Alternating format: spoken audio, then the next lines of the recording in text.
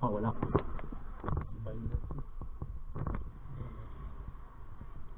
Ha? Ha? Ha? Babae? May hinahanap lang sana ako eh. Ha?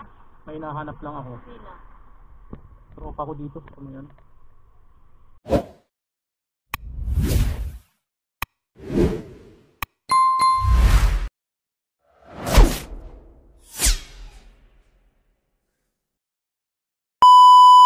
Good evening mga boss. So nandito tayo sa kuta ng mga nagbebenta ng mga abandonadong laman. Joke lang. So ayun, try ko lang dumaan dito sa sa kuta ng mga baluarte. Kuta na baluarte pa. So dito kasi guys, meron tayo dito mga naiispatan ng mga nakaraan. Tingnan lang natin kung nandito pa sila ngayon.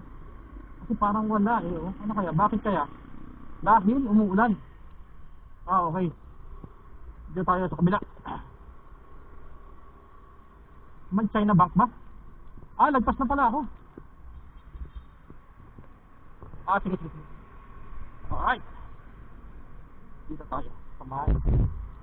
Malipitang na maganda.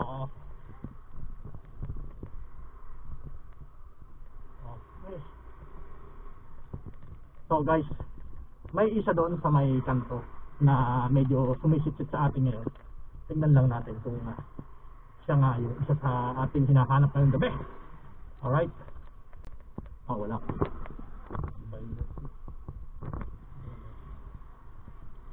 Ha? Ha? Babae?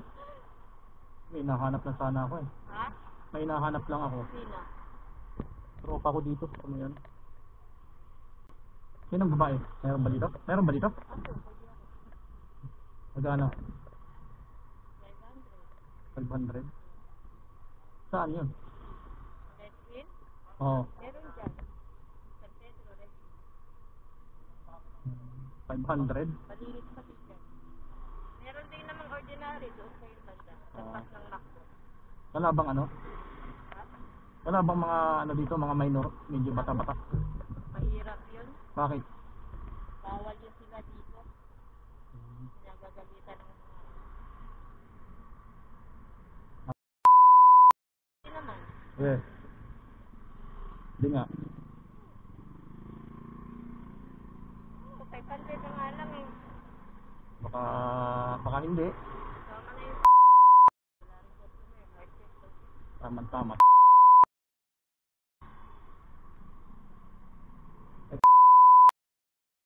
Reskin, meron. Kahit wala, pwede. Ha? Kahit wala, pwede.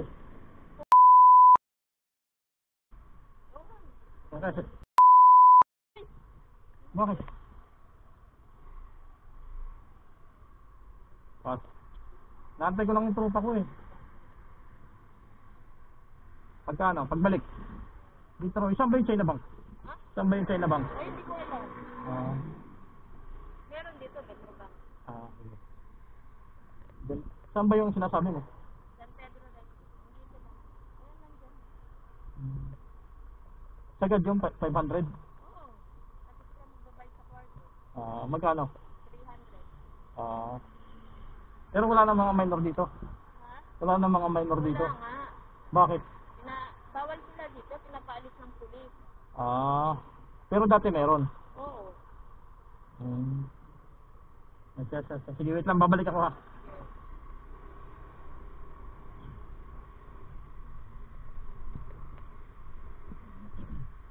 So yun guys, hindi tayo nagkamali. Pinakagat lang natin ng konti. Medyo hinuli-huli lang natin. So good news naman guys, kasi wala na raw minor. At sa kadahilanan, hinuhuli na ng mga pulis. So yun lang yung gusto nating malaman ngayon. Kaya lang, kung hindi natin gagawin yung ating mga sinabi sa kanya, so hindi natin siya mahuhuli.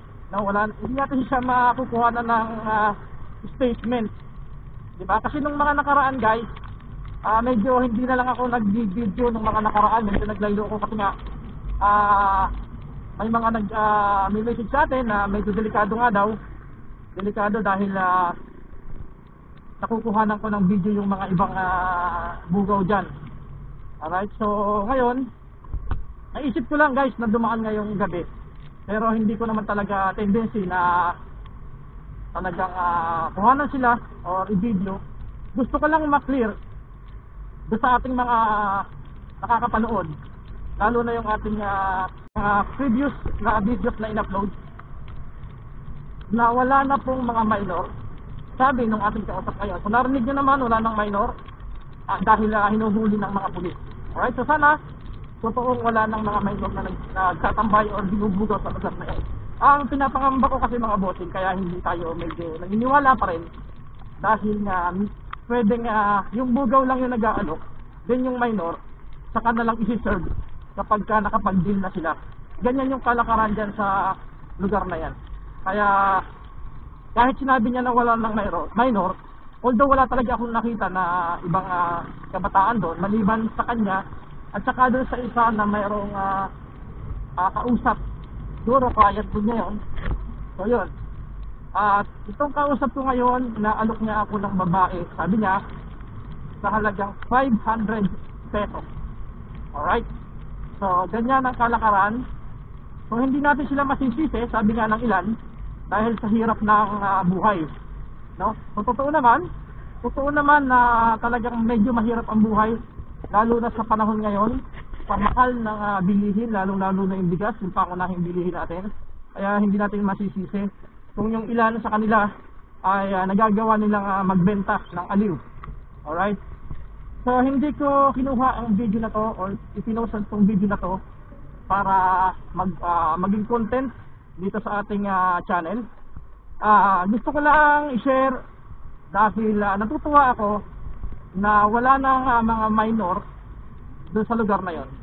Alright, so muli guys, ulitin ko once again, so hindi ko po ginawa ang video na to para maging content. So gusto ko lang i-share dahil gusto kong ibalita sa inyo at ipagyabang na yung ating mga ginagawang mamanman sa kanila at pagre-report sa mga kinauukulan ay tuluyan ng napaalis o tuluyan ng nawala yung mga kabataan dito sa lugar kung saan ibinubugaw sila ng ilang mga nakatatanda sa kanila. Okay, so itong video na to, uulitin ko, hindi ko po ito content, hindi ko po ito ipinapakita para maging content at pagkakitaan. Okay, so ginawa ko lang to muli dahil gusto kong pagmalaki na yung ating mga isinusumbong sa mga kinauukulan na mga minor na ibinubugaw sa lugar na yan ay tuluyan ang nawala. Okay, klaro tayo dyan guys. So muli, maraming salamat. And sa mga nakasubscribe sa atin, thank you so much. And sa ating mga viewers, and syempre kung bago ka lang sa channel na to, don't forget to subscribe, like, and share nyo na rin itong video na to. And syempre, hit nyo na rin po yung ating notification bell button para maging updated kayo sa ating mga videos na i-upload. Alright, hanggang sa muli. See you next vlog. Bye bye.